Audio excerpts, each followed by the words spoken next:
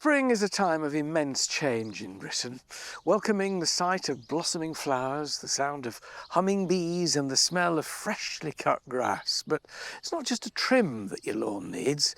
There are plenty of ways to keep it in tip-top shape. Our handy horticulturist David Dominy joins us now with his guide to sprucing up your lawn. And he's starting actually with that clipping. That's it. The thing is, they always say, don't they, if your lawn's got a good edge, it doesn't almost matter quite so much what's going on inside.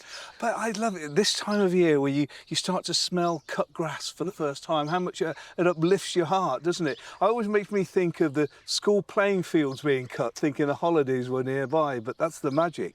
It's good for carbon capture as well, isn't it, grass? It is, and it produces so much oxygen. I mean, just in 1 square metre, there's about 10,000 blades of grass. So if you think about it, 1 acre of lawn produces more oxygen than 1 acre of the rainforest. I always get a bit cross when people say, oh, let your lawn grow long, no mow May and all that. Well, where's the blackbird? We're going to get its worms to feed its young.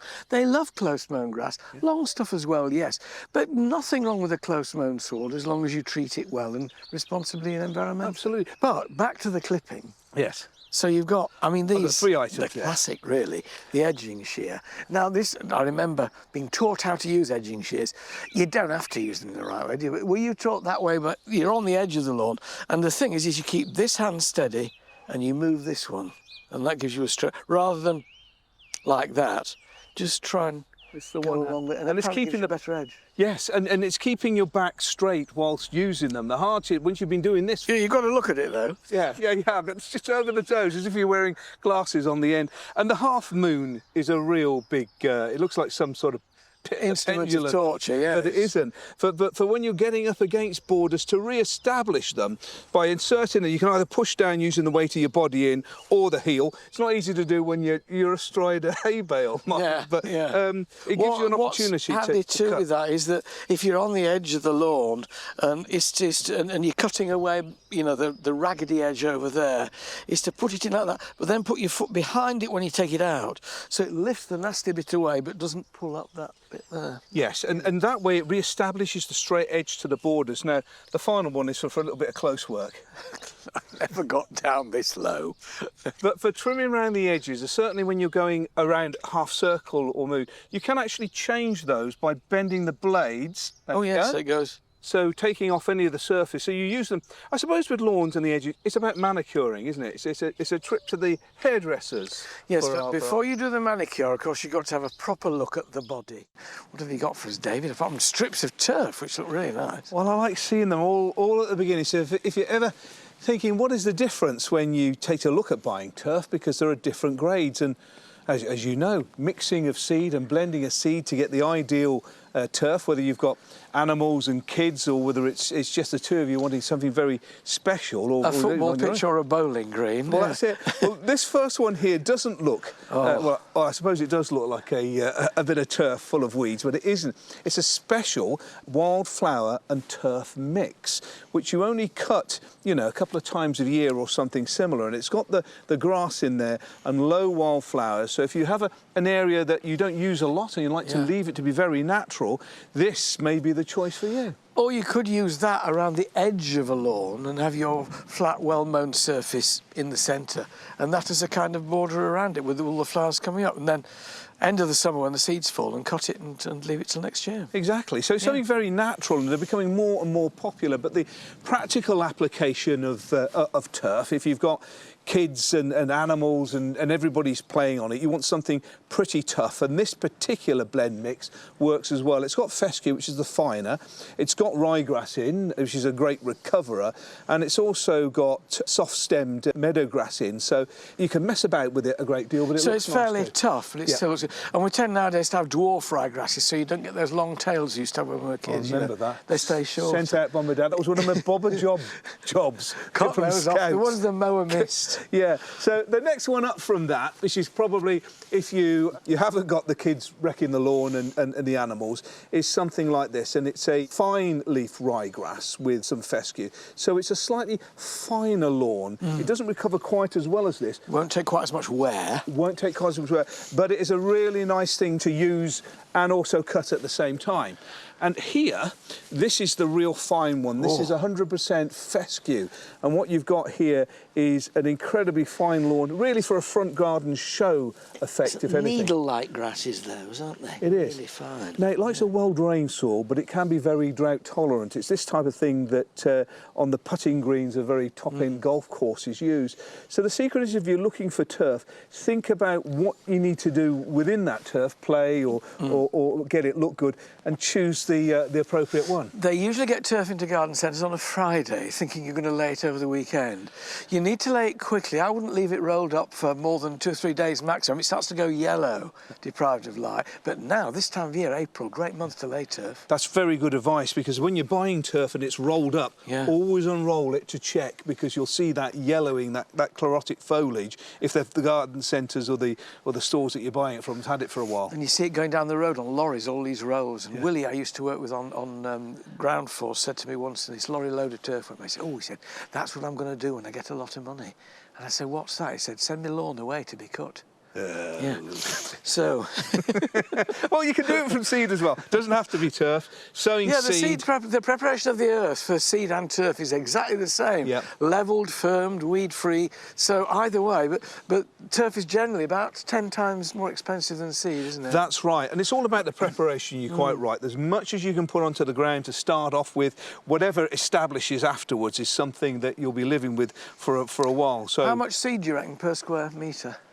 It depends what you're sowing. What have you put down? I generally talk in handfuls. They always say about 2 ounces per square metre. Nobody weighs it out. Well, you can weigh one lot and put a marker on it, but I just tend to do about 2 or 3 handfuls, clenched fistfuls for a square metre. Well, the way I work it, I always think that I'm feeding chickens. So when I'm doing it, I'm open casting like that. Oh, you are. It's very well distributed, that. So let's do you want to have a go? Yeah, I'll have a go. There's something very therapeutic about that. So I'm open casting there. Now, I've set the calibration on this one to because every packet is slightly different, because some seed is coated and some isn't. Well, in fact, you can have a little go on this. Put your thumb on the top, and then with the right hand, just work it right round, and it'll start spreading. So thumb down there. Oh, look at that. That's slightly finer than mine. But we plough the fields and scatter the good seed on the land. It's Sunday. Well, that's the model. That's really... The thing about this is it helps you evenly distribute it, doesn't it, rather than having... you were better than I was. Clods in the same... You can also use those type of applicators to put fertiliser in as well. But just before we talk about fertilising, the penalty spot... or the barbecue chef spot. In the garden, Now, this is quite there are various products you can get. This one for patching. It's for patching. You first of all clear up where the penalty spot is, rake it and just slightly turn over the soil so it's soft. You can then apply this. It also works if you've got a lady dog that's wee is starting to make patches. You add in some moisture, you put this onto the top, and what happens is it starts to expand where it's mixed in with the water, and it absorbs the water up. Oh, look at it! Yes, it's pushing up like a volcano. And that acts as a little cushion for the seed, so it'll germinate pretty well within that. It also contains some gypsum to balance the soil after the dog's done its business. But I think that's incredibly practical if you've got a dog or if you're playing hard in the garden as well.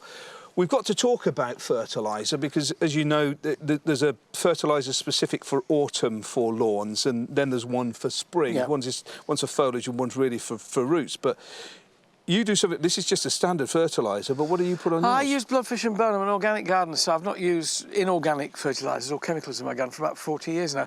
And we end up, if you look closely at this lawn here, there's lots of little wildflowers in it, really. You can see it's a kind of botanic garden. It's not just grass, but it's green, and it takes stripes from the mower, and the blackbirds come and take, you know, worms out for the young and whatnot. So I've just had an organic garden and an organic lawn that I've just fed with bloodfish and bone. And any big rosette weeds I take out with an old kitchen knife. And that does mean that I know I'm still being friendly to nature. We don't have to be absolutely totally manicured. I like seeing the daisies come through. I quite like the softness of some moss underfoot. My younger daughter, when she was little, used to get terribly upset when I used to mow and the daisies used to come up and she'd weep. But it's all right, they'll come back. Give them a couple of days and they'll be there. So that started me off on, I think we'll have an organic lawn. That's it. Bad drainage. Let's talk about It's bad drainage and compaction, really. Yeah. So sometimes you've had a lawn for a long time and it's had a lot of wear, that sometimes the soil sort of groups together and makes it difficult for the roots. So you can, in fact, just use a fork. You can see it lifting when you do that. You see the ground actually beginning to come up and let the air in and the moisture out. That's it. So it's actually, it's allowing that extra air in, but also a bit of drainage. Some people also put a little bit of a mixture of either sand or a horticultural sand. Well, if you've got really clay soil, sharp sand swept into those interstices is quite good, isn't it? It breaks it up. You've got a little spiky thing. I've got a little spiky one here. It's obviously better and a really good workout saving on the gym to do it with a fork, but you can buy these type of contraptions which make the holes, but if you really want a hole.